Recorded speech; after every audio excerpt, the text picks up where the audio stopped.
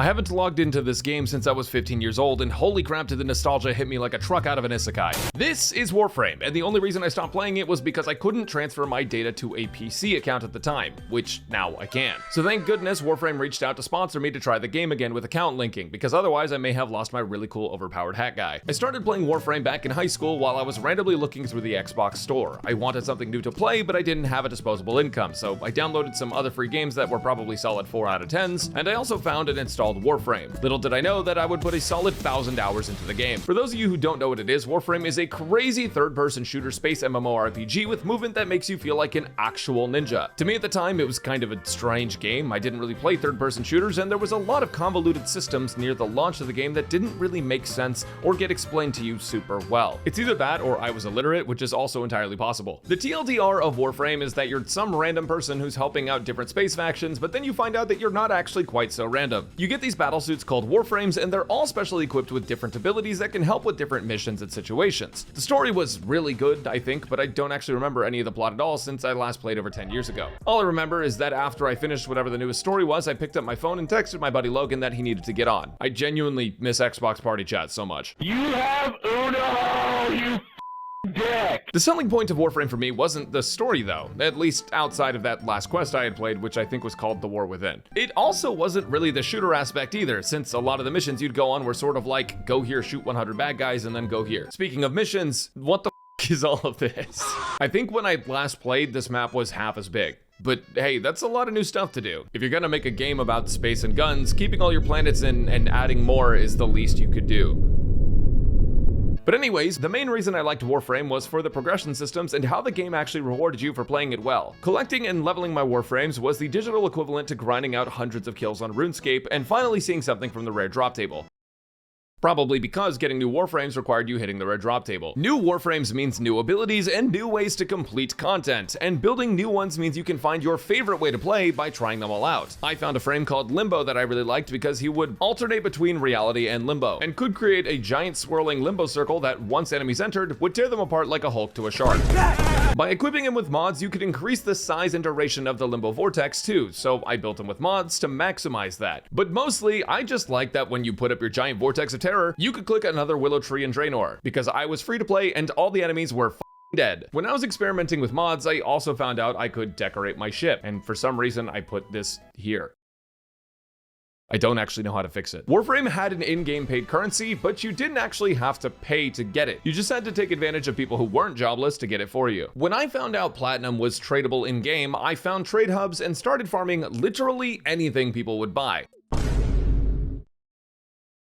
I'm getting fucking mogged! And once I got Platinum, I used it for something probably cosmetic because I was a child. But all that is to say that with in-game currency being tradable, a majority of the shop is technically obtainable even as a free-to-play player. Which is weird, but you know, it's good. But on top of not needing to actually swipe for Warframes, you do not have to actually swipe for Warframes. Wow. The addicting part about the Warframe grind was that you would go into a mission, use your giga overpowered super abilities to easily farm out that mission and get a relic. And no, I don't mean this one. Then you would take that relic into another mission and crack it open like a piñata. What's inside? Well, that depends on if you hit the rare drop table. Each individual relic has possible drops, each with its own drop chance. And once your group of players all cracks the relic, you can choose any reward from any of the 4 cracked relics. And some of those relics have Warframe blueprints. The blueprints would be used to craft a piece of a Warframe, and you would need to get all of the pieces in order to create it. Now, it sounds like a lot of work, but because you're so unrealistically overpowered with the right builds and setups, you can grind it out pretty easily, and the gameplay loop is super rewarding, because once you get the right drop, you get neuron activation in a similar way to rolling the character you want in a gacha game.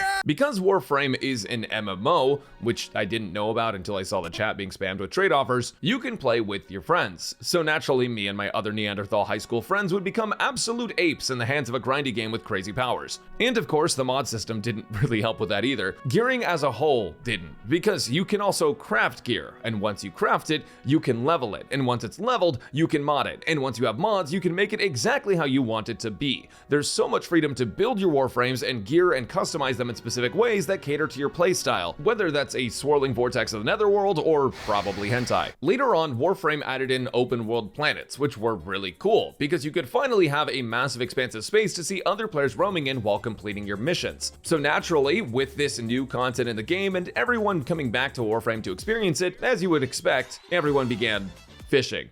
Everyone was fishing and doing literally nothing else. Listen, all I'm gonna say is if you make a game that's social and you put an endless fishing mechanic in it, your player retention will triple. Sometimes we can't go out fishing with the boys, but we'll settle for staying in fishing with the boys. Anyways, after fishing came out is around when I stopped playing Warframe because I had no friends. But I recently came back to Warframe and they changed everything. And nothing at all. By that, I mean everything was familiar. It didn't feel like the game had been completely reworked or anything like that. But how young and naive I was to think that a live service game wouldn't make massive changes. They just did it without sacrificing any of my limited ship space. Not that I had any problems with the systems to begin with either. Opening relics and crafting Warframes was about as enticing to me as a teenager as getting home and throwing 2 packs of top ramen in the microwave. One thing I did find though was the Duviri Paradox, which is a super interesting story where you're stuck on this planet that can be remade by the emotions of its ruler. You have to find paradoxes and get upgrades in a pseudo-roguelike fashion to eventually come out on top. Also, for some reason, Sauron is here. Warframe storytelling has always been a strong point for me, and this felt like a completely different game. Though the core systems of the game remain similar to how they were when I started, there is a lot more to do. And some of the best weapons in the game came from that content, so I put off this video to farm it. Warframe 1999 is the newest update, and it's kind of like if you took the space travel out and put motorcycles in. I'm not entirely sure what's happening, but it looks really cool and that's good enough for me. Apparently you're following the story of Excalibur back before Excalibur, but in order to do that you have to essentially become Clive from Final Fantasy 16. I don't do lazy, and you need to start watching your back. There's a playable demo in Warframe of 1999, so you could just hop right in and try it out. And even though I didn't really know what was going on, it was still Warframe, just with a different skin and story. If that's the sort of vibe you're looking for, then I'd recommend trying it out. And if the city vibe isn't for you, then it's a good thing that there's 5 more billion planets. The story of 1999 also explores the proto-frames, which are essentially the way back when original Warframe prototypes. I'm a sucker for a how did we get here story after so much is developed in the present day. And alongside the 1999 update came a new PvEVP mode where you're racing against other squads of players to complete objectives. It's a good mix of competitiveness that's much more approachable to PvE players. I'm not actually that old, but my bones are rickety and I've retired from my PvP days. Now PvEVP is my best friend. And of course, fashion is the true endgame. For some reason though, when I was younger, I thought toothpaste blue was the height of fashion. Now there's new weapons, frames, and even skins to help you stand out. My return to Warframe was quite pleasant and definitely nostalgic. I would be lying if I said I knew what I was doing when I was younger, because now I'm older, and I still don't know what I'm doing. But it's been a lot of fun to become crazy overpowered and shred through all the content. Warframe may be about space ninjas, but it's also a power fantasy where you can actually grind out everything. Just like old times, you know, before video games locked unlockable content behind a paywall and gave you weekly challenges with FOMO in order to keep up player metrics. Warframe 1999 is the new content, and you guys can check it out by clicking the link in the description, but there's also a whole lot of free game for you to experience, so I definitely recommend trying it anyways. It was good back when I played, and it's only gotten better. Now, if you'll excuse me, I have a defense mission AFK while I train woodcutting.